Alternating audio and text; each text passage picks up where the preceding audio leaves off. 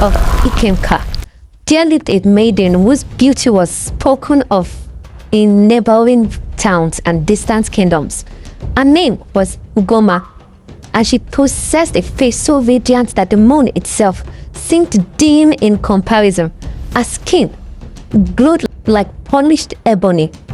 Her eyes sparkled like stars reflected in still water. And when she walked through the village market, even the oldest women would pause their gossip to watch her graceful movements. Ugomma carried herself with the pride of a queen, her head held high, adorned with golden beads that caught the sunlight as she moved. Her smile could melt the hardest heart, and her laughter was like music that made even the birds fall silent to listen. The other maidens watched her with envious eyes, whispering among themselves about how unfair the gods had been in distributing beauty. Every young man in the village, and many from far beyond, dreamed of winning her hand in marriage. They would compose songs about her beauty, bring her the finest gift, and compete for even a moment of her attention. Ugomma, orphaned since childhood and living alone in her late parents' grand compound, seemed to welcome their affections. She would blush prettily at their compliments and hint that she was indeed ready to find a husband. But then, something strange began to happen. Emeka was the first, a strong hunter from a respected family. He had courted Ugomma for weeks before finally approaching her compound one moonless night to formally ask for her hand.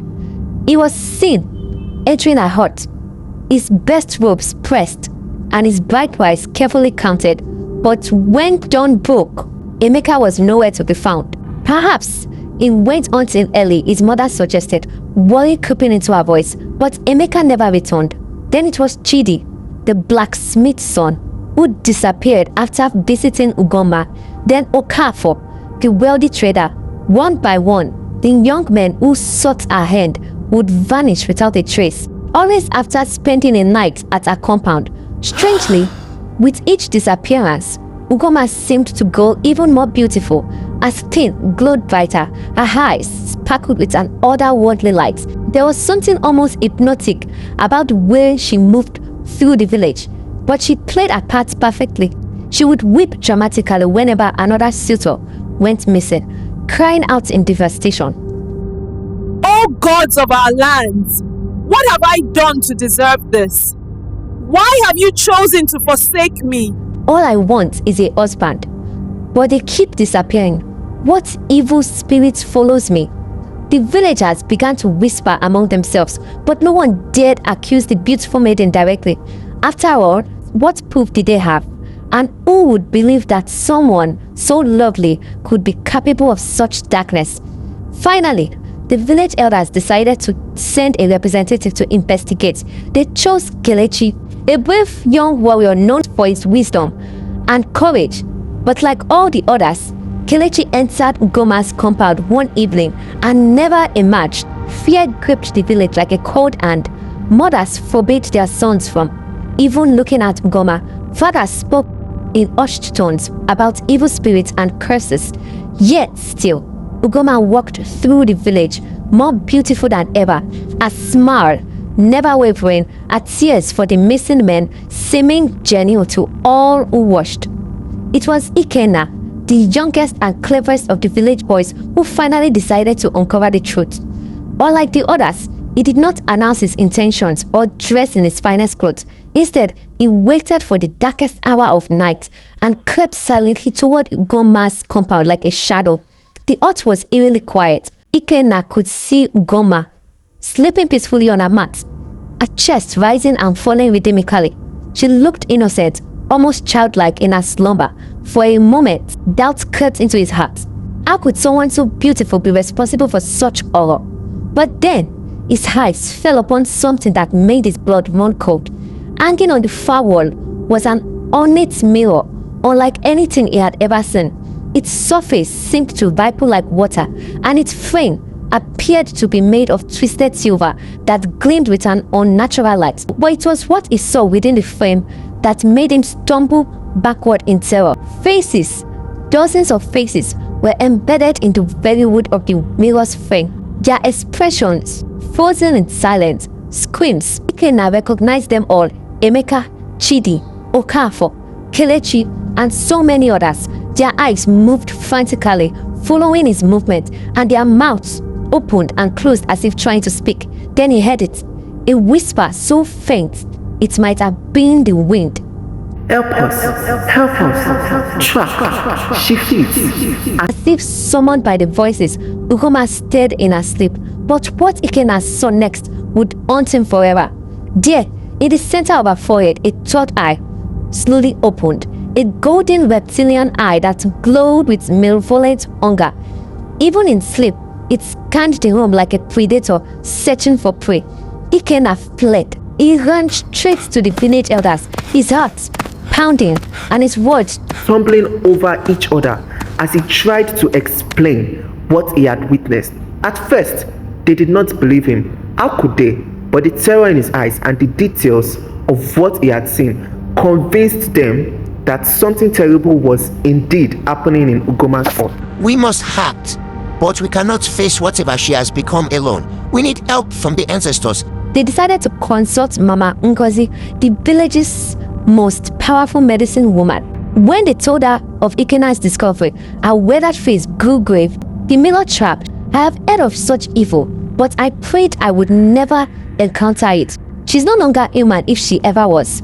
She's a soul eater, and that mirror is how she feeds. Each man she traps makes her more beautiful, more powerful. How do we stop her? Mama Ngozi was quiet for a long moment, consulting her sacred shells and bones. Finally, she looked up with grim determination. The mirror must be broken, but not by force. That would only release her power into the world. It must be shattered by someone pure of heart, someone who cannot be tempted by her beauty or deceived by her lies. And it must be done while she sleeps, before her third eye can fully awaken. She looked directly at Ikenna. You have seen her true nature and lived. The task falls to you.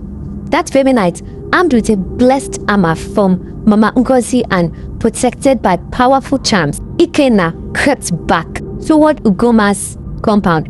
But this time, he was not alone. The entire village followed at a distance, ready to act if something went wrong. As Ikenna approached the hut, he could hear the trapped souls whispering more urgently. Hurry, she stares, the third eye, it knows. His hands shaking, Ikenna raised the hammer toward the cursed mirror, but just as he was about to strike, Ugomma's eyes snapped open, all three of them. The golden third eye blazed with fury as she realized what was happening. You dare! She shrieked, her beautiful voice now distorted with rage and revealing rows of sharp teeth. Her form began to shift and change, her lovely features melting like wax as her true nature emerged. I will add you to my collection, little boy. And your soul will feed my beauty for eternity. But Ikenna did not waver. With a cry of determination, he brought the hammer down upon the mirror's surface. The sound was like thunder, splitting the head. Cracks spider web across the mirror's surface, and from each crack poured streams of golden light. The trapped faces in the frame began to dissolve, and ghostly forms of the missing men started to rise from the shattered glass. Ugomma's scream of rage turned to one of agony as her stolen beauty began to drain away. Her skin wrinkled and her hair turned white. My beauty, she wailed as she collapsed. My perfect beauty.